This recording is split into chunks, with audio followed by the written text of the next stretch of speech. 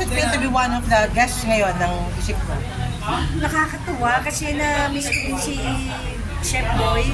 Logro ko sa, di ba dati kasama kami sa GMA na marami kami nakikita. So, isa sa mga gusto kong gawin dahil nga siya may anak ako, pakainin ko sila. Mula nung nagpamilya ako ay magluto. Okay. Kasi siyempre sa US din, yun ang ginagawa ko parati. Kaya nung nakita ko siya at yung mga chef, parang alam mo yung parang alam ko na isa sa destiny ko ulit na mag-aral na rin. Ang luto. Marunong ako, nag-aaral na ako, nagluluto na. Pero gusto kong dagdagan, like for example, yung sa mga boba or baking, mga sweets or pang kape, ganyan. Kasi ako more on ulam eh. Okay. Pagkain talaga kasi kapuntangan nga ako eh. Kaya mahilig kami magluto. At nakita mo yung mga... At yung klaseng pagkain, di ba sa Pampanga, mahilig kami sa isip, Ay, nakita mo yung mga Isip Raw products at gagamitin mo nila dito.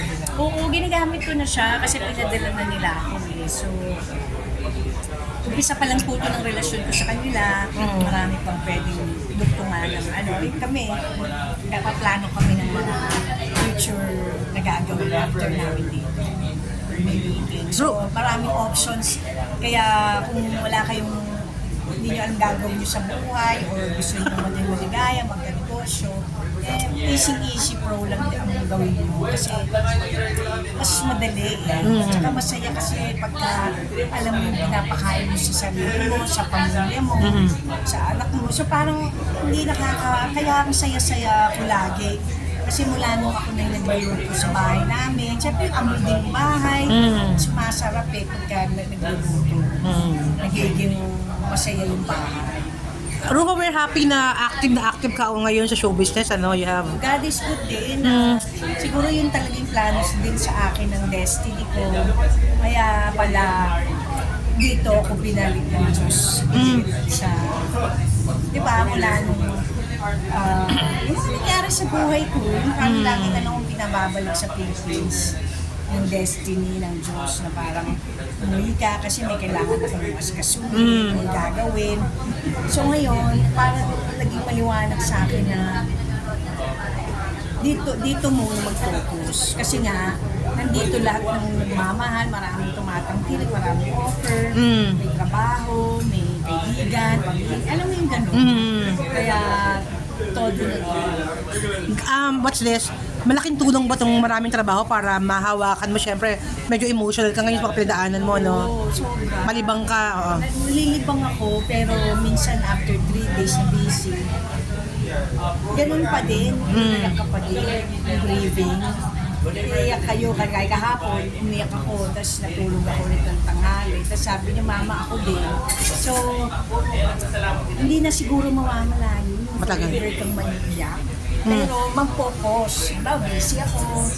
Naihintusan na lang. Pero babalik ka na naman sa katotohanan. I think ang pinakamasakit yata din mawalan ng asawa yata. Totoo, Kasi isa. dalawa na kayo, may anak ako, naaawa ka din. Tapos dalawa kayong namimiss siya. Kaya maganda to na marami pong tumutulong sa akin para mas maging masaya. Ay, may makatawid kami sa mga pinagdaanan namin. Rufa, yung anak mo, kamusta? Hindi ba siya, paano niya hinahandle? Paano mo tinutulungan yung anak mo itong malagpasan to? Wala, I just have to be there beside her. Kasi kagaya tulong lang naman siya, kaya okay lang. Tsaka nagpaalam ako. Pero hindi ko rin alam paano ko i-handle eh. Pero ang pinakamagagawa ko lang is, syempre, ayusin ko yung sarili ko. Ipakita ko sa kanya yung mga bagay na magaganda. Kaya nga nag-radyo na rin ako, teleradyo sa Bad News to Wednesday 1 to yung Your Face contestant naman. Mas marami akong endorsement. Para kasi, pakita niya yun ang mga gagawin ko. Nag-jazz, nag-dance rehearsal, may friends, sa Your Face, alam mo yun, may director, may studio. So yun yung isang side na pinapakita ko sa kanya kasi never niyong nakita yun sa akin. Dahil nga, di ba tao lang sa US. Tapos, mga makeup, syempre, we're learning how to put makeup. Tapos, yun nga, yung makikita niya kung may sense sa mundo din. current events, pasukin na, lahat na. Tapos ito, yan, pagluluto, pagnegosyo, di ba? Magandang example ka bilang ina. Hawakan mo na siya. So, yun yung ginagawa ko. Pero siya kasi pag gising niya, gusto niya laging may katabi siya.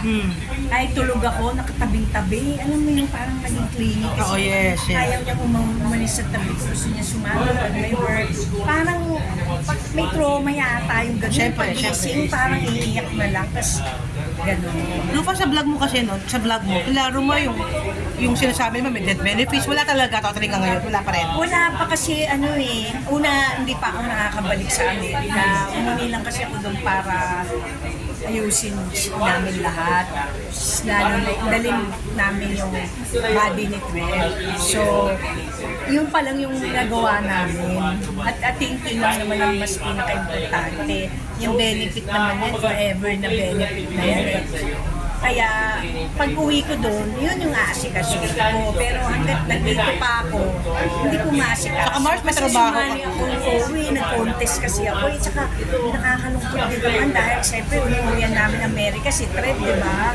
Yun lang naman ang dahilan, ba't ako nandun eh. Siya lang naman. Saka Mars, hindi man sa di mo kailangan, pero kumikita ka naman ng sarili mong paraan, di ba? Oo, at saka hindi para sa amin yung mag-ina eh. Kaya ba't pinaghirapan niya ng asawa ko. Kaya lahat yun, ginawa niya yung plano yun para may journal siya na sinabi niya na yun ang gusto niya gawin. Tsaka yung usapan namin kasi mas matanda ako sa kanya. Sabi ko habang nung naging kami kasi, sabi ko, sige, okay lang kasi mas matanda naman ako. Kaya syempre mas naka-work na ako. Pero sabi ko, pagka later on, siya naman. Okay. Kaya ngayon, yun ang nangyari. Yun nga lang, he passed away. Pero yung plano namin is ginawa pa rin niya. Maraming salamat sa'yo. Thank you.